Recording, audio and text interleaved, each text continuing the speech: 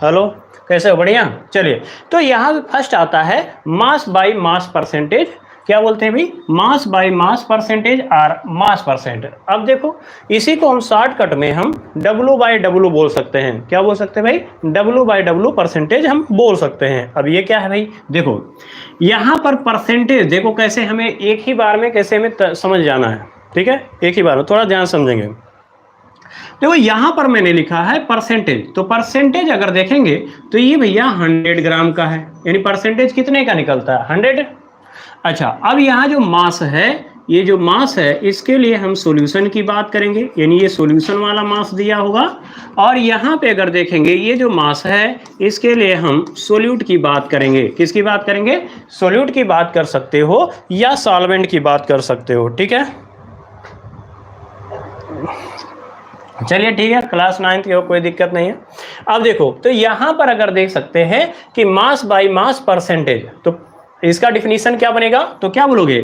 Mass of solute. अब देखो ये मास किसका है? सोल्यूट का। तो मास ऑफ सोल्यूट प्रेजेंट इन, ठीक है, 100 ग्राम ऑफ द सोल्यूशन। तो mass of solute present in 100 gram of the solution is called the mass by mass percentage. Clear है? अब देखो डिफिनीशन क्या बन गया, तो यहाँ लिखा हुआ है द मास ऑफ सोल्यूट, या मास ऑफ कंपोनेंट भी लिख सकते हो, कोई दिक्कत नहीं है, कि मास ऑफ कंपोनेंट। अब कंपोनेंट मतलब किससे बना है, हो सकता है आप सॉल्वेंट की भी बात कर सकते हो। तो mass of solute present in 100 gram of the solution is called the mass percentage. तो उसे हम क्या बोलते हैं भाई? मास परसेंटेज बोलेंगे। ये बात क्लियर है? अच्छा, अगर हमें मास परसेंटेज, यानी मास परसेंटेज अगर किसका निकालना है? Mass percentage of solute. तो मास परसेंटेज ऑफ सोल्यूट अगर निकालना है तो भाई परसेंटेज कैसे निकालते हो? टोटल मास कितना है ना, सॉल्यूशन का। तो यहां पर लिखते हैं मास of solution, mass of solution, ठीक है, इन ग्राम। तो यहाँ पे मास रहेगा तो यहाँ पे हम ग्राम लिखेंगे। और किसकी बात कर रहे हो? तो कह रहा है सोल्यूट की। तो जिसका मास कैलकुलेट करना होता है परसेंटेज, उसको हम ऊपर लिखेंगे। तो यहाँ पर क्या लिखेंगे? Mass of solute, mass of solute. अब ये भी किस में रहेगा भाई? ग्राम में रहेगा। परसेंटेज है तो 100 से क्या कर दोगे? मल्टीप्लाई कर दोगे। बात क्लियर है? तो यहाँ पर वही हो गया कि mass of solute present in 100 gram of the solution is called the mass percentage of the solute.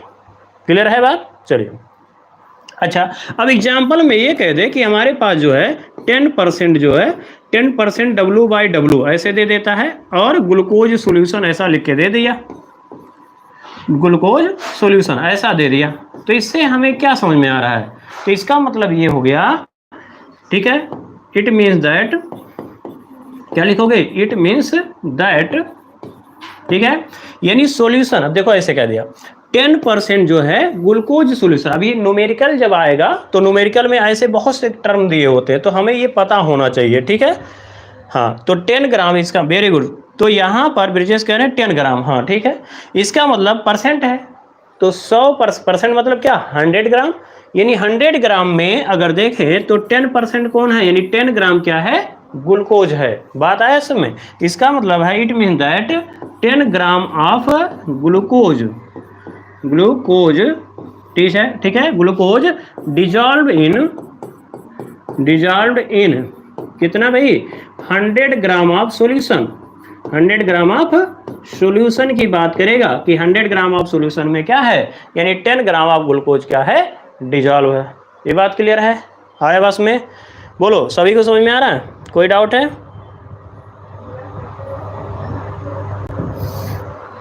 चलिए, अब यहाँ पे जैसे क्वेश्चंस आते हैं, न्यूमेरिकल्स आते हैं, तो भाई देखो हम जो टॉपिक से न्यूमेरिकल्स आते हैं उसके बारे में बात करते हैं।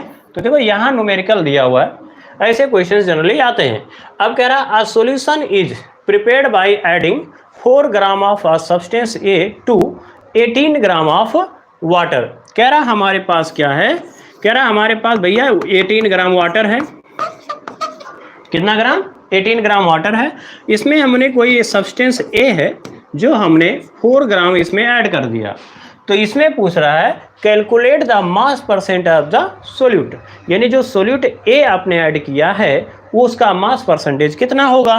ठीक है, तो पहले ऐसे क्वेश्चन को सॉल्व करने के लिए पहले क्या लिखोगे? गिवन, क्या दिया गया है क्वेश्चन में। तो यहाँ पर मास ऑफ सोल्यूट, तो मास ऑफ सोल्यूट गिवन है। तो मास ऑफ सोल्यूट कितना है भैया? मास ऑफ सोल्यूट को हम ए रिप्रेजेंट कर रहे हैं, या तो ए ले सकते हो। ये कितना है भाई? 10 ग्राम, यानी कितना ग्राम दिया है? तो कह रहा है यहाँ पे 4 ग्राम है। कितना ग्राम है भाई? 4 ग्राम है। ठीक है, ये 4 ग्राम है। अच्छा, मास ऑफ सॉल्वेंट यानी वाटर क्या है? जो ज्यादा अमाउंट में होगा उसे हम क्या बोलेंगे? सॉल्वेंट, है ना। तो वाटर है, मास ऑफ वाटर, या इसी को हम सॉल्वेंट बोल सकते हैं। और ये कितना है भाई? 18 ग्राम है। क्या है? 18 ग्राम है। उसके बाद कह रहा है calculate the mass percentage, mass percentage of solute, यानी सोल्यूट यानी ए का मास परसेंटेज पूछ रहा है। क्लियर है? अच्छा, अब मास परसेंटेज के लिए आपको फार्मूला लिखना है, तो सॉल्यूशन पे जाएंगे। तो यहां पर क्या फार्मूला हो जाएगा देखो जरा। तो हम ये कह सकते हैं कि फार्मूला क्या होगा? मास परसेंटेज, ठीक है, ऑफ ए यानी सोल्यूट। ठीक है, मास परसेंटेज ऑफ सोल्यूट अगर आपको कैलकुलेट करना है तो क्या लिखोगे भाई? मास ऑफ सोल्यूट, यानी जिसका मास परसेंटेज निकालना है उसके मास को ऊपर लिखोगे। तो मास ऑफ सोल्यूट कितना है? क्लियर है? और मास ऑफ सॉल्यूशन कितना है? मास ऑफ सॉल्यूशन भाई कितना होगा? ये क्लियर है? इनटू क्या करोगे? आप 100 लिखोगे। इनटू क्या हो जाएगा भाई? 100 हो गया। क्लियर है ये बात समझ में? अच्छा, अब फार्मूले को चेक करो जरा। कह रहा है मास ऑफ सोल्यूट, तो मास ऑफ सोल्यूट तो गिवन है। अब कह रहा है कि मास ऑफ सॉल्यूशन, ये भैया नहीं है, ये हमें नहीं पता है, तो इसको हम चेक कर लेते हैं। तो इसका मतलब है कि मास ऑफ सॉल्यूशन कैसे निकलेगा? तो कहेंगे कि सोल्यूट और सॉल्वेंट को ऐड कर दो। क्लियर है? तो मास ऑफ सॉल्यूशन पहले कैलकुलेट करना पड़ेगा कि नहीं? तो mass of solution equal to क्या हो जाएगा? तो दोनों को ऐड कर लो। तो 18 + 4 कितना हो जाएगा? 22 ग्राम। कितना ग्राम? 22 ग्राम। अब यहाँ वैल्यू मिल गया, पुट कर दो। तो मास ऑफ सोल्यूट जो है वो कितना ग्राम दिया भाई? कह रहा 4 ग्राम। और मास ऑफ सॉल्यूशन कितना दिया है? 22 ग्राम। अब इंटू 100 हो गया। क्लियर है? आया बस में? अब यहाँ पे थोड़ा सा सिंप्लीफाई करोगे तो 2 हो जाएगा, ये 11 हो जाएगा। तो यहाँ पर आ गया 2 का 100 से मल्टीप्लाई करोगे 200/11। क्या मिल गया? 200/11। अब इसको कैलकुलेट करके बताओ कितना आएगा।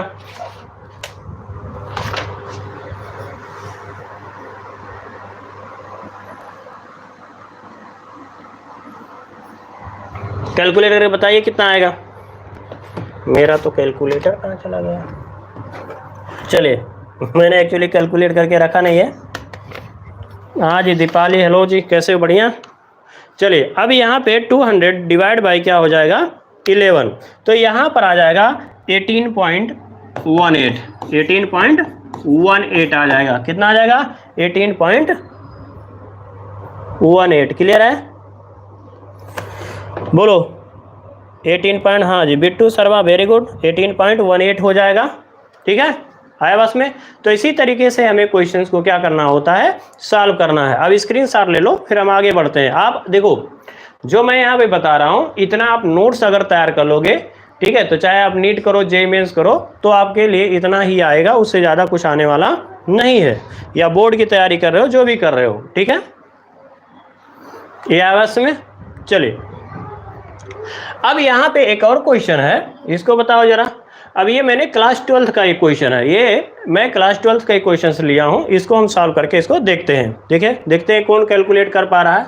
अब क्लास 12th मतलब ये नहीं है कि आप 11th में पढ़ो तो 12th का क्वेश्चन नहीं है भैया, रिलेटेड है ना। मैंने क्या बताया शुरुआत में कि अगर क्लास 12th में है तो भी ये लेक्चर आपके लिए बहुत इंपॉर्टेंट है, 11th में है तब तो आपके सिलेबस में ही है, मतलब सिलेबस में दोनों है।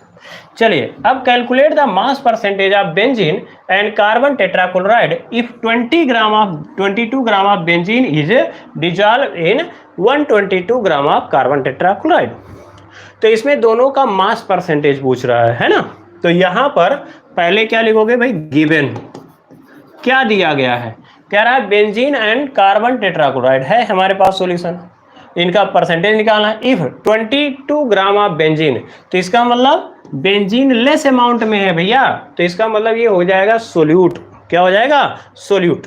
क्लियर है? तो यहां पर लिख सकते हैं mass of benzene, mass of benzene. ठीक है, अगर समझ में आ रहा है तो ठीक है, नहीं है तो आप ब्रैकेट में क्या लिख सकते हो भैया, लेस अमाउंट में है तो इसको हम सोल्यूट बोलेंगे। क्या बोलेंगे? सोल्यूट। और इसकी वैल्यू कितना है भाई? 22 ग्राम है। अच्छा, अब कह रहा है कि कार्बन टेट्राक्लोराइड कितना है, तो मास ऑफ CCl4 यानी कार्बन टेट्राक्लोराइड। अब देखो ये कितना है, तो ये तो कह रहा है 122 ग्राम है। तो इसका मतलब क्या है, ये ज्यादा अमाउंट में है। तो जो लार्ज अमाउंट में होगा उसको क्या बोलोगे? उसको बोलोगे भाई सोल्यूट है, सॉल्वेंट है। तो इसको हम सॉल्वेंट बोलेंगे। क्या बोलेंगे भाई? सॉल्वेंट बोलेंगे। ये बात क्लियर है? ठीक है, आया पास में? अच्छा, अब यहां पे बात कर रहे हैं तो यहां पर क्या कह रहा है, मास परसेंटेज ऑफ बेंजीन, यानी जो कैलकुलेट करना है वो है मास परसेंटेज ऑफ बेंजीन। और बेंजीन का फार्मूला क्या होता है? C6H6। ठीक है, तो थोड़ा जल्दी हो जाए इसलिए फार्मूला जरूर याद रखिए। ये C6H6 मतलब बेंजीन होता है। और mass percentage of carbon tetrachloride भी पूछ रहा है। क्लियर है? अच्छा, अब अगर देखा जाए तो मास परसेंटेज अगर हमें कैलकुलेट करना है तो मास ऑफ द सॉल्यूशन हमको चाहिए, है कि नहीं है? तो मास ऑफ सॉल्यूशन इसमें है क्या? नहीं है। तो इसमें हमें मास ऑफ सॉल्यूशन कैलकुलेट करना पड़ेगा। तो mass of solution equal to कितना हो जाएगा? तो सोल्यूट एंड सॉल्वेंट को ऐड कर दो, सॉल्यूशन निकल जाएगा। तो सोल्यूट कितना है? तो 22 है। सॉल्वेंट कितना है? 122 है। टोटल कितना हो जाएगा? 144 ग्राम हो जाएगा। ये बात क्लियर है? बोलो, आ रहा बस में? आप लोग कमेंट नहीं कर पा रहे हो, क्या बात है? समझ में नहीं आ रहा सभी को?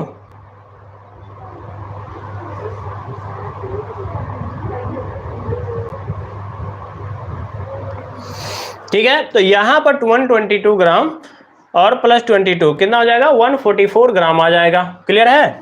अब देखोगे अगर हमें क्या निकालना है भाई, मास परसेंटेज, यानी मास परसेंटेज ऑफ बेंजीन यानी C6H6, तो क्या फार्मूला बनेगा? तो हम ये कह सकते हैं कि जो फार्मूला होगा वो क्या होगा? मास ऑफ बेंजीन होगा यानी C6H6 होगा, और डिवाइड बाय क्या होगा भाई? मास ऑफ सॉल्यूशन। बोलो मेरे प्यारे मुन्नो भैया, बोलो, समझ में आया? अब देखो,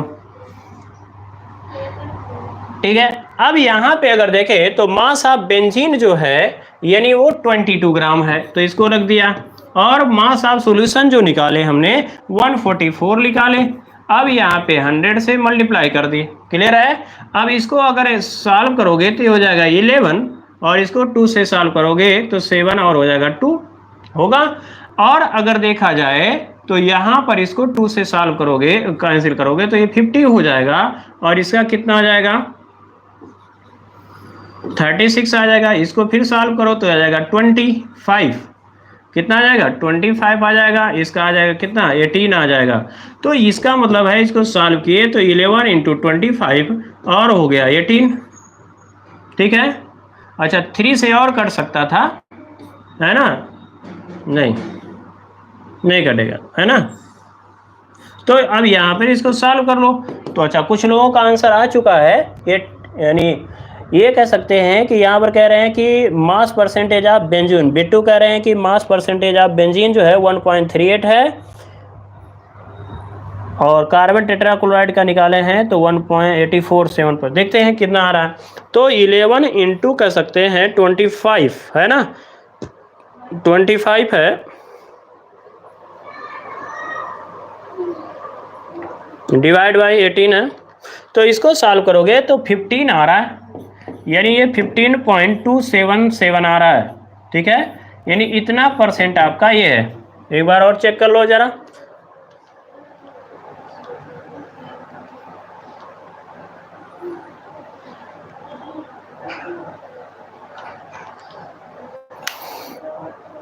$15.277 आ रहा है। इतना आ रहा है किसी का? देखो जरा इसका। तो मास परसेंटेज ऑफ बेंजीन जो है वो आपका इतना आ गया, यानी 15.277 है। कितना है? 15.277 है। बात क्लियर है? बोलो। आया बस में?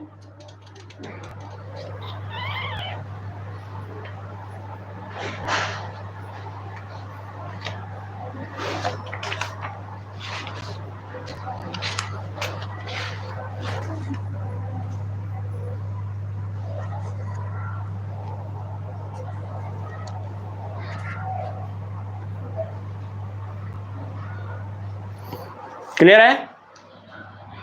चलिए अब इसका मतलब जो है, ठीक है, वेरी गुड। अब इसके बाद जो है आपको मास परसेंटेज ऑफ बेंजीन मिल गया, तो टोटल तो 100 है, टोटल क्या है 100 है, तो 100 ग्राम में आपका बेंजीन भी है और 100 ग्राम में क्या है कार्बन टेट्राक्लोराइड है। तो इसका मतलब क्या है कि अगर हम ये कह सकते हैं कि 100 में आपका 15.27.7 है ना, 15.277 जो है ये तो आपका हो गया बेंजीन। तो कार्बन टेट्राक्लोराइड कितना होगा, तो 100 में से माइनस कर दो तो डायरेक्ट निकल जाएगा।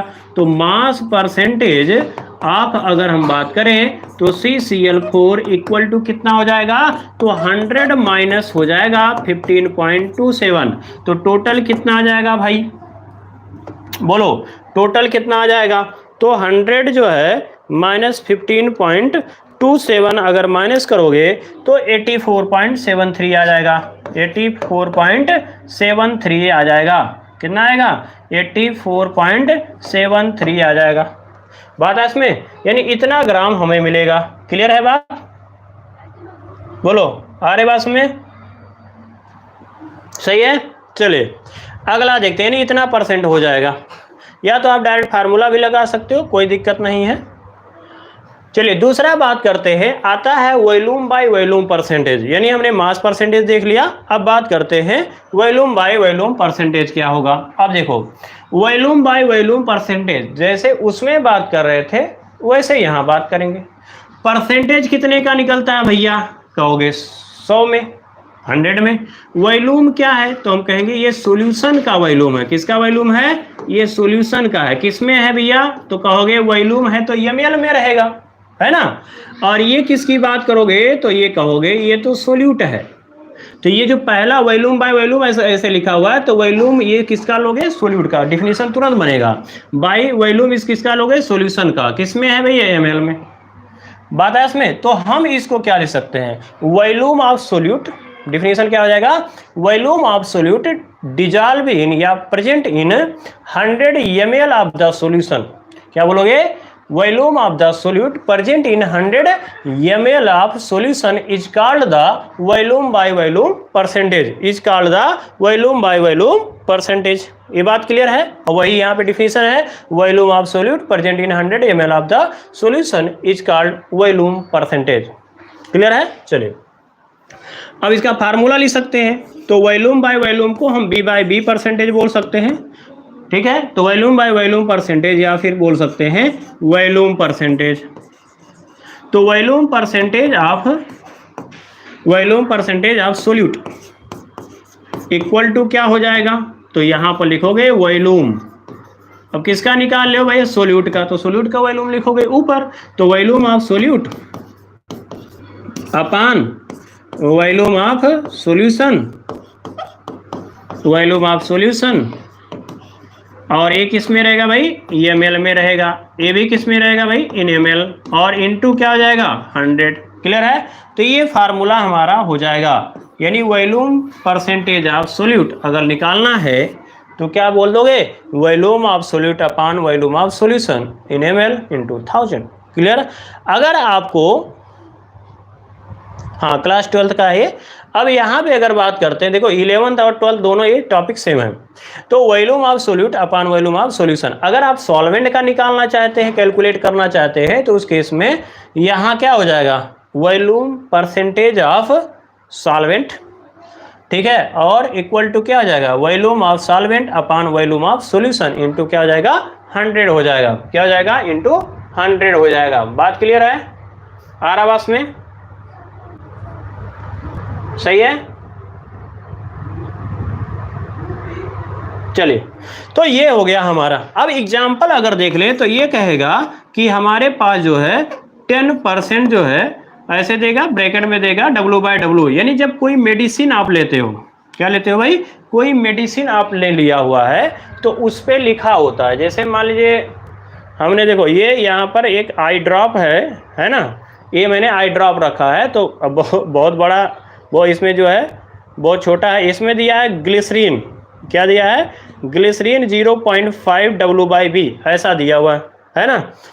तो यहाँ पर ऐसे देगा W/B, तो जो भी मेडिसिन है तो जब उसका आप कंपोजिशन देखोगे तो यहाँ पर ऐसे लिखा होता है ब्रैकेट में, ठीक है। तो ऐसे यहाँ भी दिया हुआ है देगा, ठीक है, जैसे इसमें मैंने देखा तो ऐसे दे दिया एग्जाम्पल कि 10% हमारे पास क्या है, W/W क्या है, एल्कोहल सॉल्यूशन है, एल्कोहलिक सॉल्यूशन है, ठीक है, या एक्वा सॉल्यूशन है। इसका मतलब क्या हो गया, इट मीन्स दैट कि हमारे पास 10 ml क्या है, 10 ml जो एल्कोहल है, अब सॉल्यूशन किस में बनेगा, तो वाटर में। तो इसका मतलब क्या है, it mean that 10 ml of alcohol, यानी चाहे इथाइल एल्कोहल ले लो, कोई एल्कोहल है, एल्कोहल, ठीक है, डिजॉल्व इन या present in 100 ml of solution, 100 ml of solution. ये बात क्लियर है। अगर ये पूछ लो, ऐसा भी कह सकते हो कि it mean that 100 ml of alcohol dissolve in 90 ml of water, यानी टोटल 100 होगा जिसमें 10 ml आपका एल्कोहल और 90 ml आपका वाटर, तो 10 और 90 प्लस क्या हो जाएगा, 100 हो जाएगा। क्लियर है। तो यहाँ पर इसका मतलब क्या है, अगर आप वाटर लिखना चाहते हैं, सॉल्वेंट लिखना चाहते हैं, तो हम कह सकते हैं 90 ml ऑफ वाटर, ऐसा भी बोल सकते हो। क्लियर है। यानी 10% एल्कोहलिक सॉल्यूशन मतलब क्या हो गया कि 10% यानी 10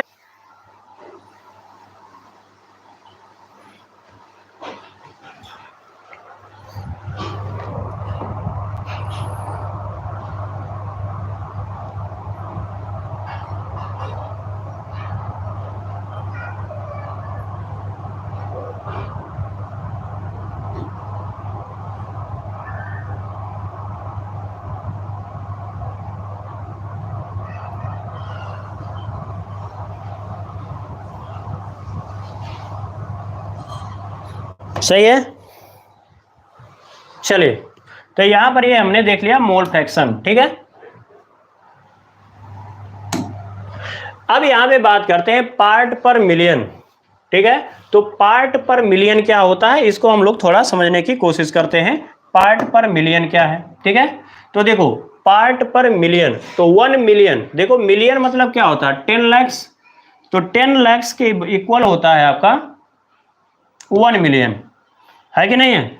तो यहां पर अगर देखें तो 10 जो है आपका जो लैक्स है, 10 लाख जो होता है वह इक्वल टू कितना होता है, 1 मिलियन। और 10 लाख को हम लिख सकते हैं कितना, तो 10 टू पावर हम लिख सकते हैं 6। कितना लिख सकते हैं भाई, 10 टू पावर हम लिख सकते हैं 6। ये बात क्लियर है। 1 लाख इक्वल टू कितना होता है भाई, 1 मिलियन इक्वल टू कितना होता है, 10 लाख। 10 लाख को क्या लिख सकते हो, 10 टू पावर 6 लिख सकते हो। तो जैसे हम लोग वहां पे बात कर रहे थे क्या, जैसे परसेंटेज में कि भैया परसेंटेज है तो 100 है, यानी परसेंट है मतलब 100 में निकालना होता है। उसी टाइप से पर मिलियन, तो पर मिलियन कब निकालते हैं, पर बिलियन कब निकालते हैं। तो अगर कोई सोल्यूट जो है या सब्सटेंस बहुत ट्रेस अमाउंट में होता, बहुत स्मॉल अमाउंट में होता है, तो उसे हम पार्ट पर मिलियन या पार्ट पर बिलियन में कैलकुलेट करते हैं। जैसे बोला गया कि भाई कहीं पोल्यूशन का लेवल चेक करना है, तो पोल्यूशन का जो लेवल चेक करना होता है वो मिलियन में चेक करते हैं या बिलियन में चेक करते हैं। क्लियर है कि कार्बन डाइऑक्साइड का लेवल जो है वो कितना है, पार्ट पर मिलियन कितना है, पार्ट पर बिलियन कितना है, ये कैलकुलेट करते हैं। बात क्लियर है। तो यहां पर हमें पार्ट पर मिलियन देखना होगा। तो जैसे वहां पे कह सकते हैं कि the amount of solute present in 100 gram of solution, तो यहाँ पर 10 to power 6 part of the solution बोलना पड़ेगा, ठीक है। यानी 10 लाख में कितना सोल्यूट, यानी 10 लाख ग्राम हमारे पास क्या है, कोई सब्सटेंस है, तो उसमें कितना सोल्यूट प्रेजेंट है, कितना सोल्यूट प्रेजेंट है। ये बात क्लियर है। चलिए, तो यहां पर अगर देखेंगे तो क्या बोल सकते हो, the quantity of solute, the quantity of solute present in gram, ठीक है, ठीक है। Present in 10⁶ gram of solution is called the part per million. तो क्या बोल सकते हो, द क्वांटिटी ऑफ सोल्यूट, ठीक है, द क्वांटिटी, यहाँ 2 बार हो गया, ठीक है। तो यहाँ पर लिख सकते हैं the quantity of solute present in 10⁶ gram of solution is called the part per million. Clear है, यानी 10⁶ नहीं कह सकते हैं ग्राम सॉल्यूशन में कितना सोल्यूट प्रेजेंट है, तो उसी को हम बोलते हैं क्या, पार्ट पर मिलियन। क्लियर है। तो यहाँ पर अगर हम देखें तो पार्ट पर मिलियन यानी जिसको हम पीपीएम, कंसंट्रेशन इन पीपीएम भी बोलते हैं, तो कंसंट्रेशन इन पीपीएम अगर हम लिखें तो फार्मूला क्या हो जाएगा, तो mass of solute, mass of solute upon mass of solution, ठीक है। और ये ग्राम में अगर है तो ये भी ग्राम में हो जाएगा, इंटू 10 पावर क्या हो जाएगा, 10⁶ हो जाएगा। बात क्लियर है। तो ये आपका फार्मूला हो जाएगा कंसंट्रेशन इन पीपीएम। क्लियर है। तो mass of solute upon mass of solution into 10 power क्या हो जाएगा, 6 हो जाएगा। ये बात क्लियर है। चलिए अगला देख लेते हैं। अब यहां से सॉल्यूशन आता है कि क्वेश्चन आते हैं कि क्वेश्चन कैसे हम सॉल्व कर सकते हैं, इसको देखते हैं। ठीक है, थोड़ा सा कैलकुलेशन है इसमें, ध्यान देंगे।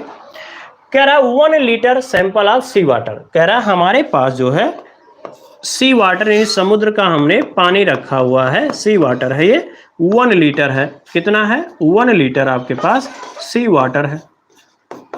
क्लियर। अच्छा, is found to contain 5.8 into 10⁻³ gram of dissolve oxygen.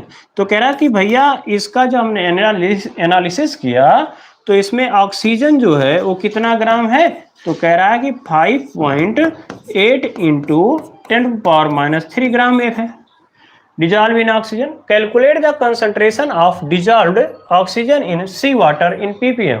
तो इसमें हमें कंसंट्रेशन इन पीपीएम पूछ रहा है और उसके बाद यहाँ दिया है डेंसिटी ऑफ वाटर। ठीक है, तो यहाँ पर क्या वॉल्यूम है, तो पहले तो गिवन लिख लो तब हमें समझ में आता है कि भैया हम सॉल्यूशन कैसे करेंगे। तो गिवन में क्या हो जाएगा, तो यहाँ पर हो सकते हैं कि मास ऑफ वॉल्यूम, क्या लिखोगे यहाँ, वॉल्यूम है ना। तो वॉल्यूम ऑफ सॉल्यूशन, तो वॉल्यूम ऑफ अगर सॉल्यूशन की हम बात करेंगे तो वो कितना है, तो कह रहा भैया 1 लीटर है। 1 लीटर को अगर ml में चेंज करें तो 1000 ml कर सकते हो। कितना ml हो जाएगा भाई, 1000 ml होगा कि नहीं होगा। और इसी को बोल सकते हैं 1000 सेंटीमीटर क्यूब, बोल सकते हैं क्या। क्लियर है, 1 ml equal to 1 centimetre cube ऐसा बोला जा सकता है।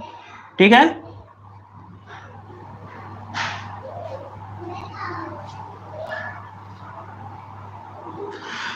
क्लियर है। अब ये हो गया वॉल्यूम ऑफ सॉल्यूशन हो गया। अब यहां पे बात करते हैं कंसंट्रेशन, यानी ये तो वॉल्यूम दे दिया, अब डेंसिटी दिया है। तो डेंसिटी ऑफ सी वाटर, यानी सी वाटर यानी सॉल्यूशन ही है। ठीक है, तो ये सी वाटर है यानी ये भी टाइप का सॉल्यूशन ही है ना। ये डेंसिटी गिवन है कितना, 1.03 ग्राम पर सेंटीमीटर क्यूब दिया हुआ है। बात क्लियर है। अच्छा, अब कह रहा है यानी concentration in ppm, concentration of oxygen in PPM, ये हमें पता करना है। तो कंसंट्रेशन के लिए हमें क्या चाहिए, मास ऑफ सोल्यूट चाहिए यानी ऑक्सीजन। तो मास ऑफ ऑक्सीजन भी दिया हुआ है, तो यहां लिख सकते हैं मास ऑफ ऑक्सीजन। तो मास ऑफ ऑक्सीजन कितना है, तो 5.8 इंटू 10⁻³ ग्राम है। क्लियर है, इतना गिवन है। ठीक है, ये थोड़ा सा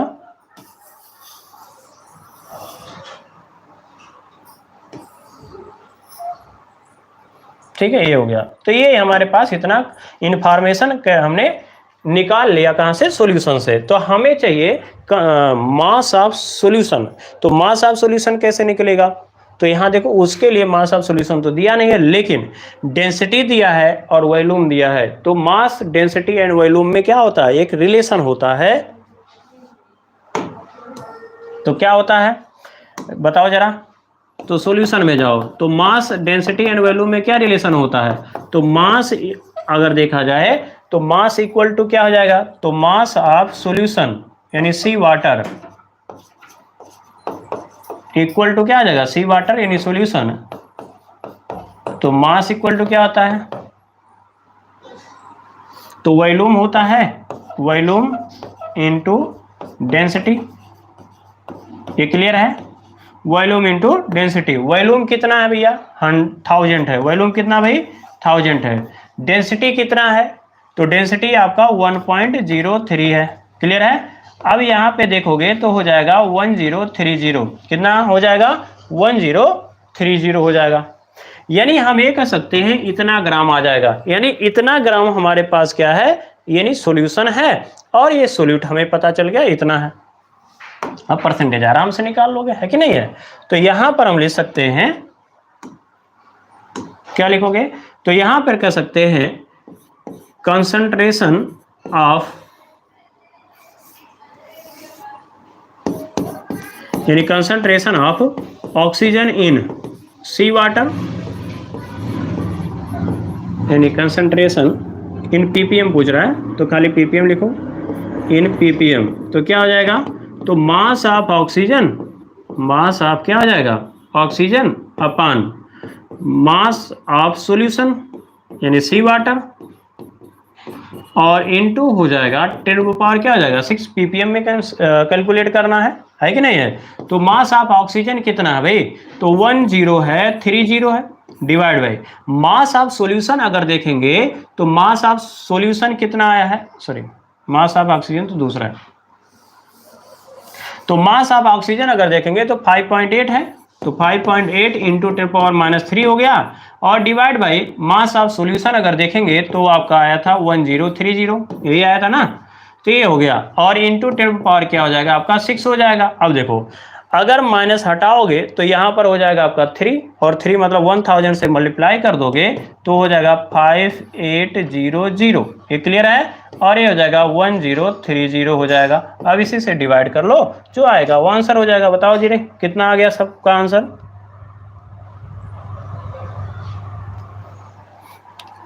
कितना हो जाएगा सबका आंसर,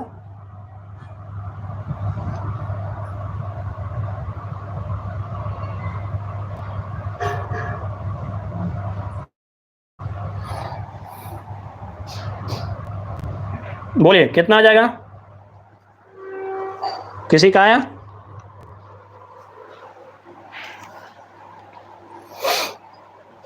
तो 5800 डिवाइड बाई 1030 तो आ जाएगा 5.63, यानी 5.63 जो है आपका हो जाएगा, यानी इसका कंसंट्रेशन होगा पीपीएम, है ना, पीपीएम पार्ट पर मिलियन। बोलो आया बात में, नहीं आया, बोलो किसी को डाउट हो तो बताओ, आगे बढ़े।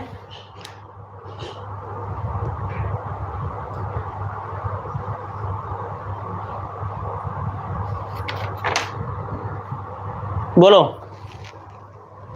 चला जाए आगे। अब इसका जो है आप लोग स्क्रीनशॉट निकालो,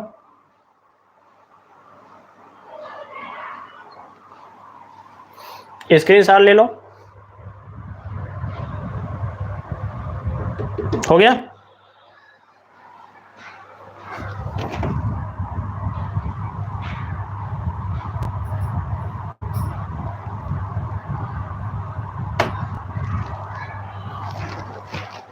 चलिए अगला देखते हैं, यहाँ पे अगला यहाँ पे कह रहा है भाई मोलरिटी, क्या है मोलरिटी। अब इसको आज इतना ही खत्म करते हैं, अब क्योंकि पूरा थक जाओगे, है ना, दिक्कत होगा, समझ में कम आएगा। तो अब हमारे पास जो है बचा हुआ है, इसमें हमने एक पार्ट हमने खत्म कर लिया। अब हम लोग कल बात करेंगे नॉर्मलिटी क्या होगा, मोलरिटी क्या होगा, मोलैलिटी क्या होगा, मोल फ्रैक्शन तो हो ही गया, और नॉर्मलिटी क्या है, यानी 4 पॉइंट जो है ये हमारा क्लियर हो गया, और 4 पॉइंट्स ऑलमोस्ट बचे हुए हैं, तो इसको हम लोग कल देखते हैं ना, आज बहुत ज़्यादा हो गया है कि नहीं है। बोलो समझ में आ रहा है सभी को, बोलो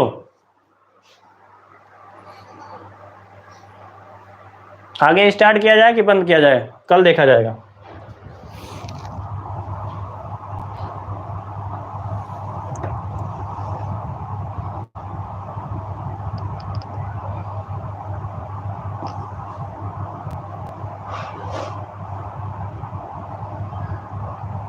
हो गया,